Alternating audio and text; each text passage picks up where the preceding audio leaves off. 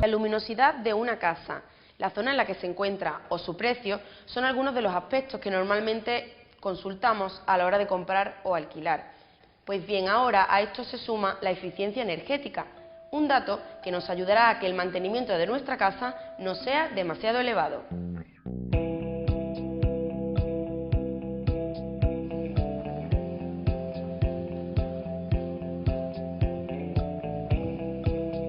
A partir del 1 de junio, un decreto ley obliga a todos los propietarios que quieran vender o alquilar sus viviendas a ponerles una etiqueta energética. La etiqueta energética es un certificado que exige la legislación española a través de un Real Decreto, por el cual todas las viviendas de compra y de alquiler a partir del 1 de junio tienen obligación el propietario, el vendedor, de enseñar y de entregar este documento para que el que compra o alquile tenga conciencia energética de la vivienda la que estaba adquiriendo. Se trata de una medida que ha decretado el Ministerio de Industria, Energía y Turismo. Con ella se pretende mejorar la situación española en materia de eficiencia energética. ¿Sabía que hay una etiqueta energética ahora para las viviendas? Pues no tenía ni idea de que eso existía. Pues se puede ahorrar hasta 600 euros al año con una vivienda eficientemente energética. Bueno, sabía que efectivamente las casas, si están bien preparadas, que no entra el calor ni sale el frío,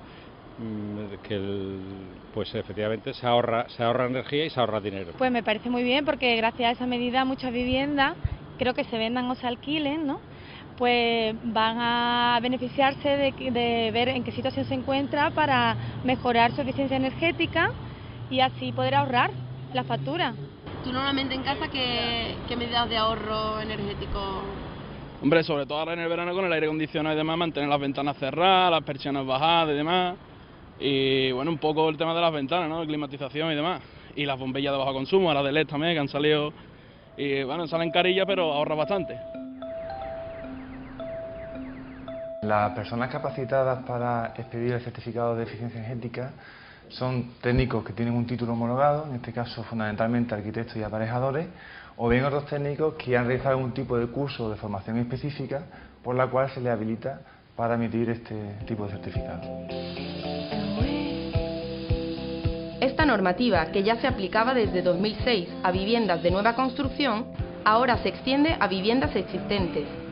El propietario debe solicitar la visita de un técnico cualificado para que realice las comprobaciones pertinentes. Javier, ¿en qué se fija un técnico a la hora de analizar una vivienda en materia energética?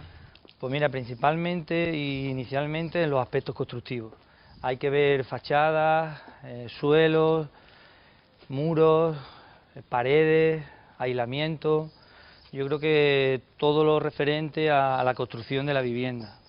Pues por ejemplo en esta vivienda hay que destacar este patio interior con este lucernario que va a ayudar a la calificación energética del edificio.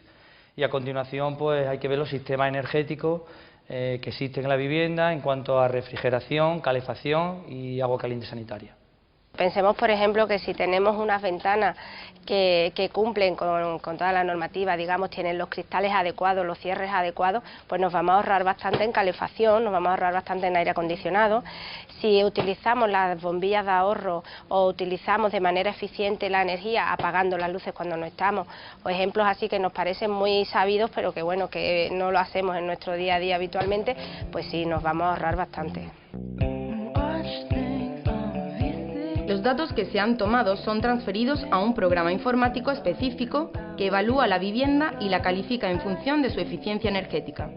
Una vez que tenemos esos datos, una vez en gabinete lo que hacemos es introducirlo en unos programas homologados por el Ministerio de Industria a través del Instituto del IDAE, del Instituto de Diversificación y Ahorro Energético, los cuales nos califican las viviendas en función de sus condiciones energéticas. Tenemos desde tipo A hasta tipo G.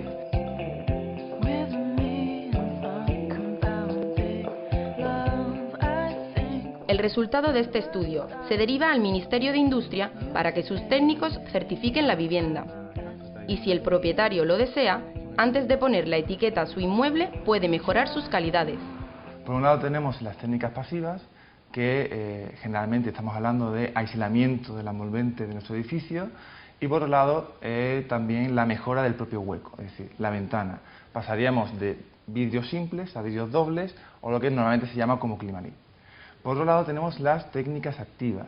Lo que podemos hacer es mejorar la climatización de nuestras viviendas, que es uno de los que se lleva mayor porcentaje de consumo, y por otro lado la iluminación y la generación de agua caliente sanitaria. La categoría energética de una propiedad determinará el coste del mantenimiento de la misma, algo que revierte directamente al bolsillo del comprador o del inquilino de la vivienda. Un gasto que los consumidores pueden mejorar día a día con una serie de pautas.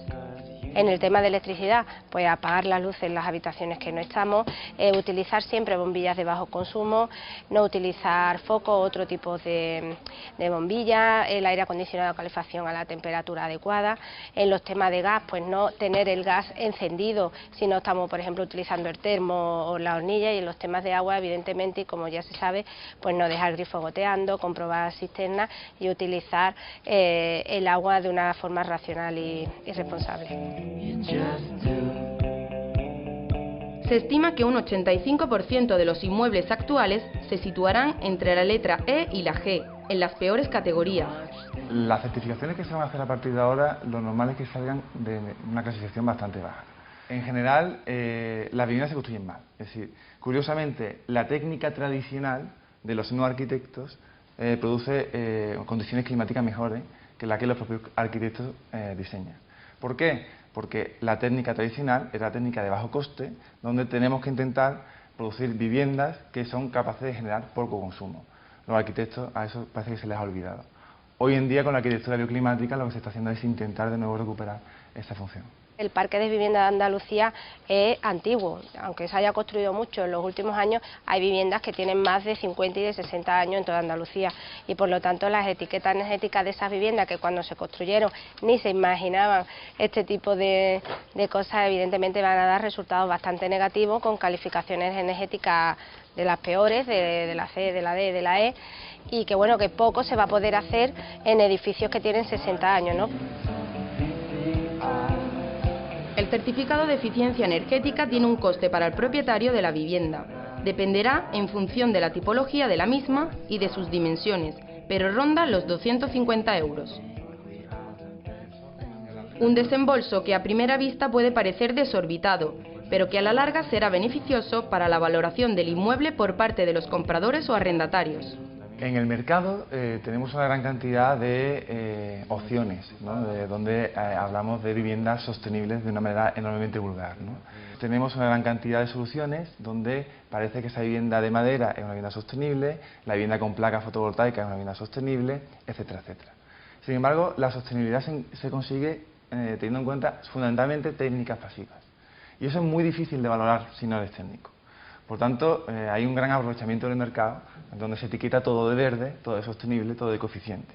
Tener un certificado y saber que esa vivienda a la que yo voy a entrar tiene unas condiciones energéticas determinadas, pues me va a ayudar a tomar una decisión.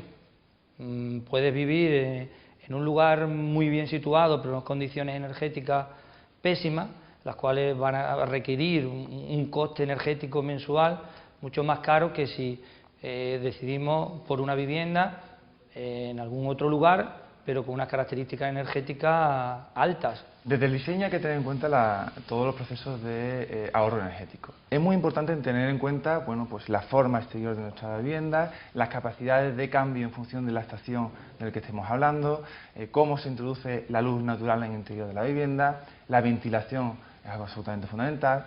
Realmente existen técnicas que nos permiten, pues en Sevilla, tener una vivienda sin necesidad de climatización. La energía escasea, por eso no podemos derrocharla. Una casa eficiente respeta el uso cuidado de estas energías y además permite ahorrar a los ciudadanos. Se trata de aprovechar los recursos que tenemos.